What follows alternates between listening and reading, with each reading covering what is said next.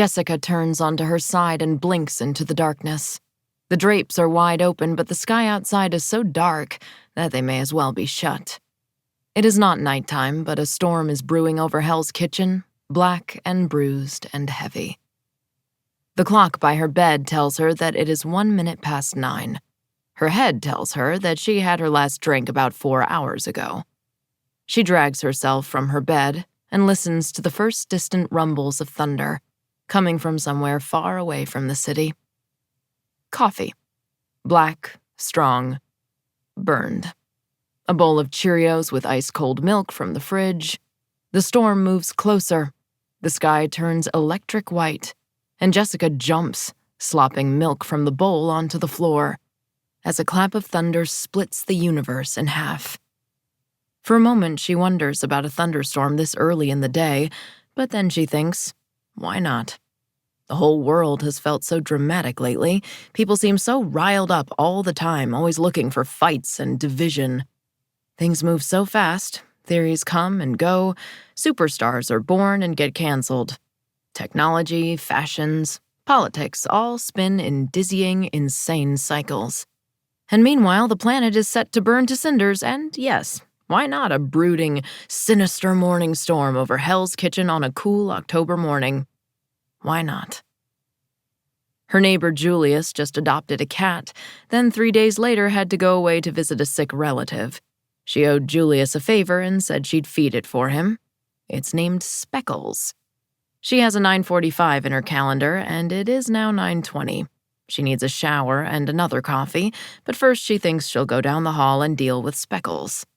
She grabs the key to Julius's apartment and walks barefoot down the hall, leaving her door on the latch behind her.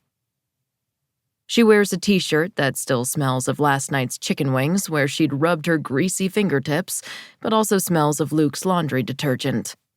Luke is her not-quite boyfriend. Actually, her not-at-all boyfriend, but boyfriend enough for her to have ended up at some point or other with one of his t-shirts in her apartment. And he really does do magic things with his laundry. She doesn't know what or how, but everything he wears smells so good. Julius has painted the inside of his apartment into something decent. The walls are midnight blue and velvet gray. He favors mid-century furniture, teak and oak and pointy legs. He likes table lamps. They are everywhere, 6 in the living room alone. There is a tall, thin clock against a wall that tick-tocks self-importantly as Jessica walks toward the kitchen. And then there is another flashbang of whiteness and she counts to 12. And as the next thunderstrike arrives as loud as a dropped saucepan on a stone floor, she enters the kitchen to find the cat sitting terrified in a corner, all bulging eyes and flat ears. She gets closer and can see that Speckles is quivering, vibrating, that Speckles is overloaded with adrenaline. Jessica doesn't know what to make of cats. She feels she should like them, and certainly she feels bad right now for this one in its current state of mortal terror, but she doesn't know how to approach them, touch them, make them like you. She puts out a hand and says, "Listen, it's okay, all right?